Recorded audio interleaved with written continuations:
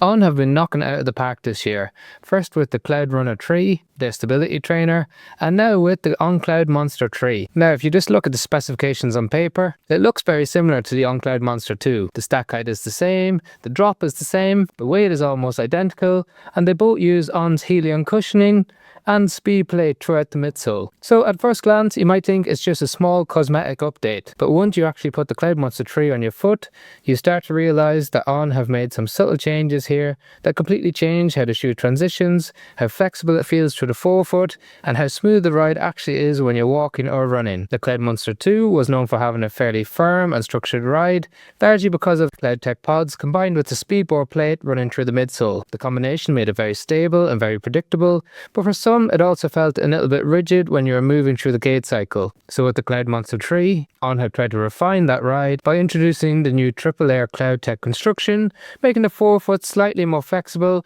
and refining the geometry of the shoe to improve the transition when you land and roll forward. And most importantly, is the Cloudmonster 3 an upgrade on the Cloudmonster 2? And how does it stack up against the New Balance 1080 V15? So let's start with the key numbers. The stack height remains exactly the same as the Cloudmonster 2.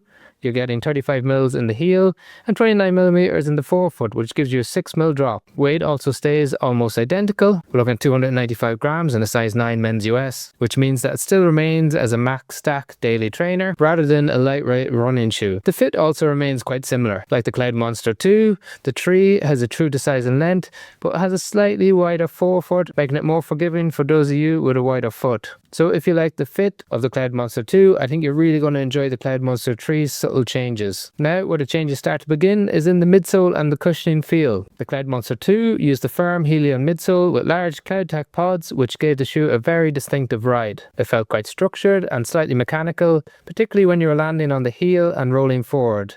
With the Cloudmonster 3, On have introduced what they call a Triple-Air CloudTec Helion system. So the midsole is still Helion foam, but the structure of the pods underneath the foot has been refined, which changes how the shoe compresses when you land. What that means in practice is that the Cloudmonster 3 feels a little bit smoother and slightly more fluid when you're moving from the back to the front of the shoe. So they've removed that heel bevel that we saw on the Cloudmonster 2 and added a posterior flared heel bevel. Now that sounds a little bit technical, but it just means that when you hit the ground, it's a really smooth movement from the back to the middle of the shoe rather than that abrupt movement that we got in the Cloudmonster 2. The front of the shoe is also completely different.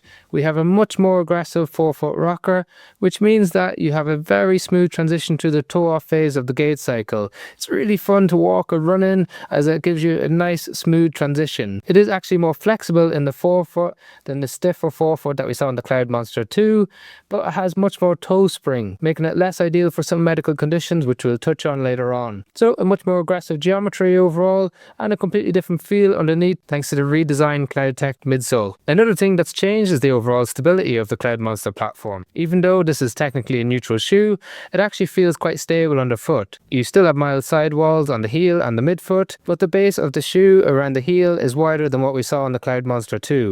Combined with the speedboard plate, this gives the shoe a structured, more supportive feel, even though it's not designed as a traditional stability shoe. So for many people, this will feel more like a stable neutral shoe rather than a classic neutral only shoe, despite the very aggressive geometry of it. The upper has also had a welcome update. It was a very lightweight engineered mesh upper, where the Cloudmonster 3 uses a more refined engineered mesh that feels a little bit more structured and durable. It still has a very thin gusseted tongue, which helps keep the shoe secure around the midfoot. And around the heel counter feels slightly stiffer than the previous model. The overall fit is a true to size and length. However, it is less tapered in the toe box, making it more accommodating and one of the best fits we've worn in any shoe this year. So let's move on to what I like about the shoe. The first thing is that the ride feels smoother than the Cloudmonster 2. The previous version sometimes felt slightly rigid underfoot because of the combination of the firm Helion foam and the speedboard plate. But with the updated CloudTec construction and the improved rocker geometry, the Cloudmonster 3 transitions more smoothly when you're walking or running. Second thing that I like is that it maintains the stability that the Cloudmonster series is known for. Even though this is technically a neutral shoe, the broad platform, mild sidewalls and speedboard structure make it feel very stable underfoot. This is a shoe that works really well for long walks, daily runs and easy miles, and it's comfortable enough to wear for long periods of time. And finally, the upper feels slightly more refined and premium, particularly around the heel. But like most shoes, there are some things that I didn't like about the recently updated Cloudmonster 3. The first is the weight. Coming in at 295 grams, it's still a fairly heavy daily trainer, which is really what the shoe is designed for. But if you're someone who likes to pick up the pace or mix in some tempo efforts, this isn't really the most exciting option in this category. Second thing is the price. Coming in around $190, it sits at the very top end of those daily trainers. And when you're paying that much for a shoe, you naturally compare it to other shoes around that price zone. And a lot of those shoes offer some more slightly advanced cushioning, like the 1080 V15, which we'll compare to today, whereas the Cloudmonster 3 still uses that Helion foam that we saw in the Cloudmonster 2. So at this price point, it would be more interesting if On were to introduce a more performance blended midsole to really see how good you can get the Cloudmonster series. And when we compare the Cloudmonster 3 to other shoes in its category, like the 1080 uses the updated Infineon cushioning, which is noticeably softer underfoot. So when you land, you actually sink into the foam more compared to the firmer feel of the Helion midsole in the Cloudmonster 3. Interestingly though, the cushioning in the 1080 actually feels slightly more responsive, but it has a much less aggressive geometry. And personally, that means that the 1080 doesn't transition as nicely from the back to the front of the shoe as the Cloudmonster 3. The Cloudmonster's more aggressive rocker shape means that once you land, it rolls you forward through the gait cycle more naturally. Another big difference is the stability of the two shoes. The Cloudmonster feels much more stable and structured underfoot because it has a wider platform, larger sidewalls, and firmer cushioning, making it more of a stable neutral shoe, whereas the softer cushioning and the lower sidewalls in the 1080 means that it's more of a classic neutral shoe. The 1080 is significantly lighter, and because of that it can handle slightly faster or up-tempo runs, whereas the Cloudmonster really feels more comfortable at easy to steady paces. So if you're looking for something more responsive and lighter, then the 1080 may be a better option for you. But if you're looking for something more stable, nicely rockered for those everyday miles, then it's going to be hard to beat the Cloudmonster 3. The 6mm drop on the relatively stable platform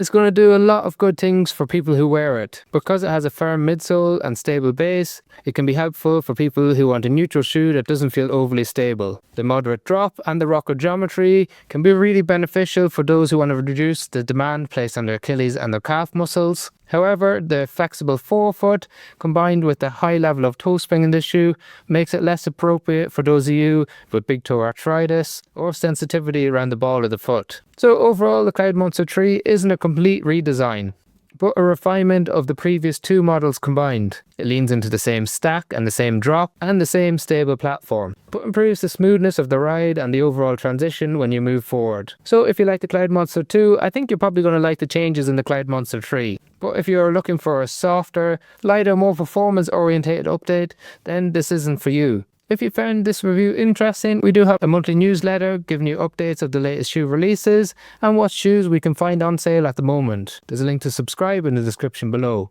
And as always, we've got links to the 3 shoes we discussed in the description if you want to check out the latest price on Amazon. If you regularly watch the channel but you haven't subscribed, please do, as it's a single thing that you can do for free to help us.